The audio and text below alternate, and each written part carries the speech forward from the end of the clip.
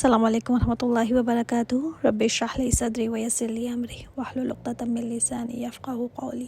اللہم فقہنا فی الدین، اللہم انی اسألک علما نافعا وعملا متقبلا ورزقا طیبا۔ سورہ علم نشرح کو آج دیکھتے ہیں۔ اس سورت کے 3 نام ہیں، سورہ انشراح، سورہ شرح اور سورہ علم نشرح۔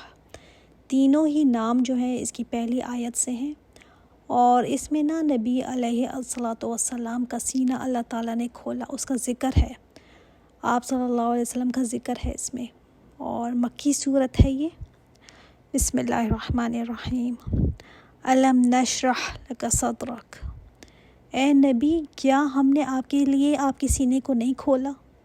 اس میں اللہ تعالیٰ نے دیکھیں یہ نہیں فرمایا علم نشرح صدرک، بلکہ فرمایا لک صدرک، یعنی اے نبی آپ کے لیے اسپیشلی لک صدرک، آپ کے لیے آپ کا سینہ نہیں کھولا ہم نے۔ ایک تو شرح کا معنی جو ہے نا وہ وسیع کرنا، نرم کرنا، کھولنا۔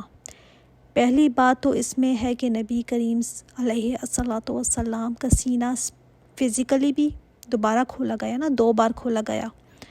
ایک دفعہ تو بچپن میں جب آپ صلی اللہ علیہ وسلم کھیل رہے تھے حلیمہ کے گھر، تب کی بات ہے یہ، تب جا کر آپ کا سینہ کھولا گیا تھا۔ دوسرا جب آپ صلی اللہ علیہ وسلم معراج پر جانے والے تھے، تب بھی آپ صلی اللہ علیہ وسلم کا سینہ کھولا گیا، اور آپ صلی اللہ علیہ وسلم کے دل کو زمزم سے دھویا گیا تھا۔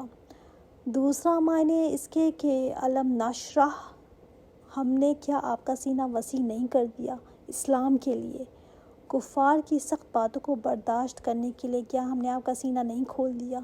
ان کے غم کو سہنے کے لیے آپ کا سینہ تنگ تھا نا، تنگ ہوتا تھا، تو فرمایا اللہ تعالیٰ نے کھول دیا اس کو۔ اور آپ صلی اللہ علیہ وسلم نے ایک دفعہ ایک سورہ انعام کی آیت بھی تلاوت فرمائی تھی نا، کہ جس کو اللہ تعالیٰ ہدایت دینے کا ارادہ کر لے اس کا سینہ اسلام کے لیے کھول دیتا ہے۔ کیا مطلب کھول دینے کا؟ مطلب جس کا سینہ کھل جائے نا، پھر اس کو اللہ تعالیٰ وہ چیز عطا کر دیتا ہے کہ وہ آسانی سے انسان اس کو قبول کر لیتا ہے۔ اس کا دل جو ہے نا، اتنی اس میں جگہ پیدا ہو جاتی ہے کہ وہ اس کو ماننے کو تیار ہو جاتا ہے۔ کوئی اللہ کے احکامات پر تنگی محسوس نہیں کرتا۔ وہ پھر کچھ چیزیں ایسی ہوتی ہیں نا کہ جیسے اندر چپتی رہتی ہیں، انسان گھٹتا رہتا ہے، کچھ چیزیں ہوتی ہیں کہ انسان کو سمجھ آ جاتی ہیں اس کے لیے، مگر ایکسیپٹیبلٹی نہیں آتی، تو اللہ تعالیٰ پیدا کر دیتا ہے پھر اس کے لیے۔ اللہ تعالیٰ کے احکامات کے لیے انسان کا سینہ کھل جائے، بہت بڑی نعمت ہے یہ، اللہ کی تعالیٰ کی بہت بڑی رحمت ہے۔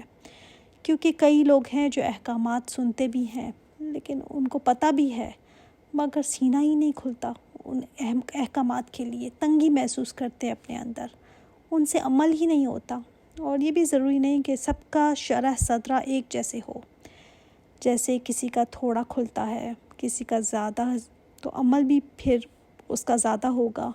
جس کا تھوڑا کھلا ہوگا اس کا عمل بھی تھوڑا ہوگا۔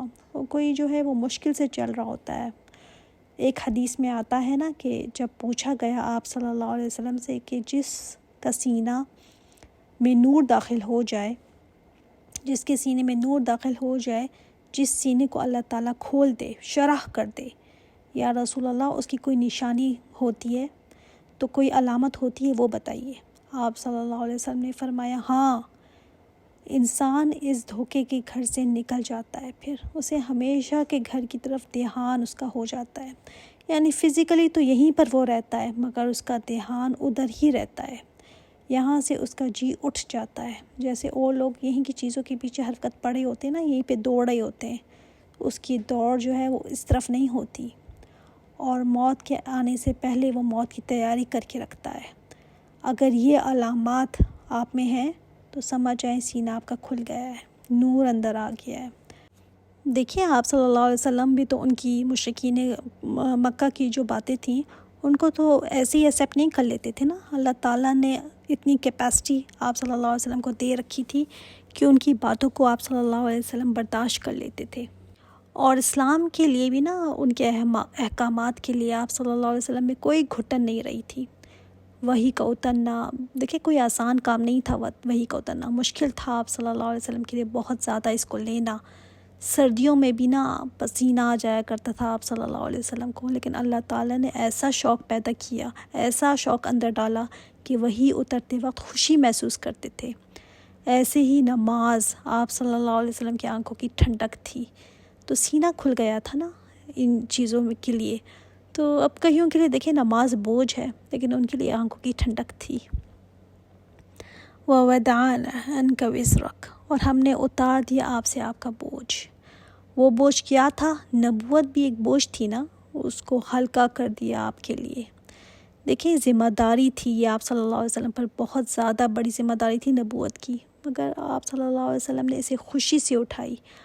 اور آپ صلی اللہ علیہ وسلم پر ایک اور بوجھ بھی تھا، وہ یہ کہ نبی علیہ الصلاۃ والسلام نبوت سے پہلے بھی نا جو کرتے رہتے تھے کہ لوگ کس طرف جا رہے ہیں، یہ لوگ کیا کر رہے ہیں، یہ لوگ کس شرک میں پڑے ہوئے ہیں، تو یہ بھی ایک بوجھ تھا نا آپ صلی اللہ علیہ وسلم کے لیے۔ تو اللہ تعالیٰ نے آپ صلی اللہ علیہ وسلم کو ہدایت کا راستہ دکھا کر، نبوت عطا فرما کر یہ بوجھ بھی اتار دیا کہ اب آپ چاہیں ان کو آرام سے گائیڈ کر سکتے ہیں۔ تو یہ بوجھ بھی اللہ تعالیٰ نے آپ صلی اللہ علیہ وسلم سے اتار دیا۔ الذی انقض ظہرک، وہ بوجھ جس نے کمر توڑ دی تھی۔ انقضا کہتے ہیں کہ جیسے کسی ٹیبل پر اتنی بھاری چیز رکھ دیں کہ وہ ہلنے لگے، کولیپس ہونے کے قریب ہو جائے۔ تو آپ صلی اللہ علیہ وسلم کی کمر پر جو بوجھ تھا نا، بہت بھاری تھا آپ صلی اللہ علیہ وسلم کے لیے یہ سب دیکھنا۔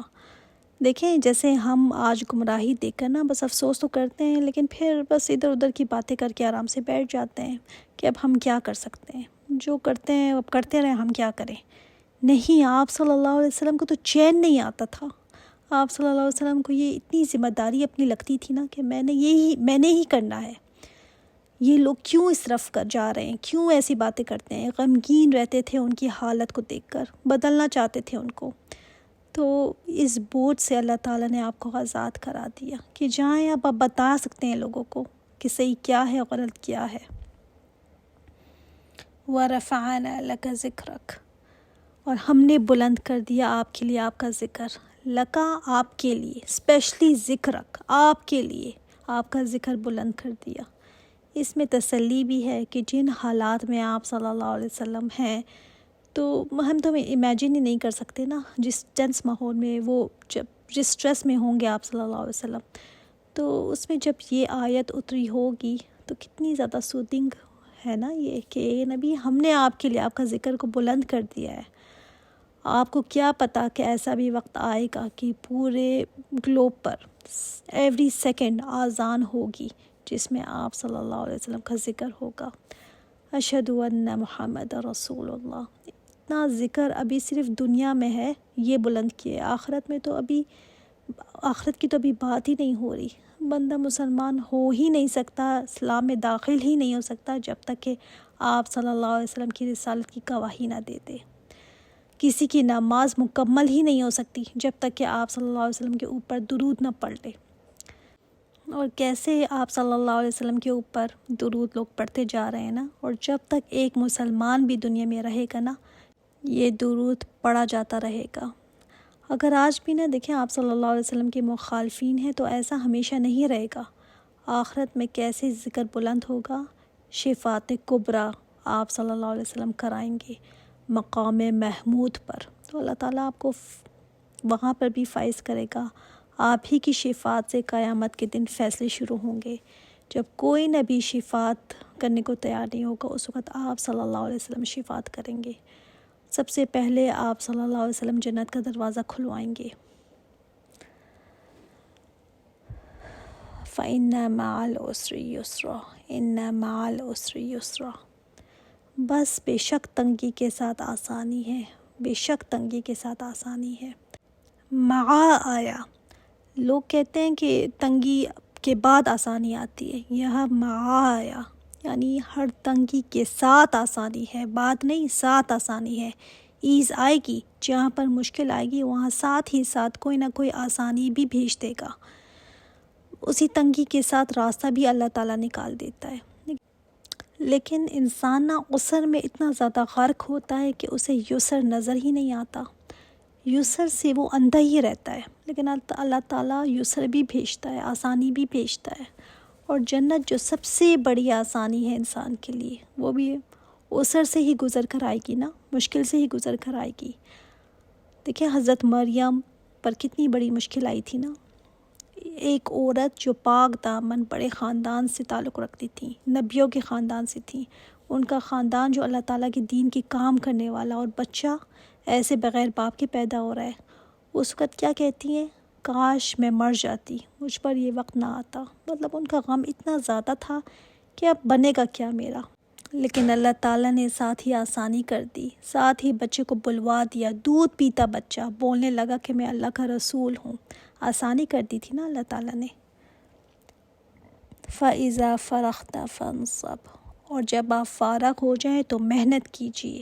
یعنی جب آپ فارغ ہو جائیں نا یہ نبی، تو دعوت و تبلیغ کے کام سے فارغ ہو جائیں تو اللہ تعالیٰ کی طرف پھر محنت کیجیے۔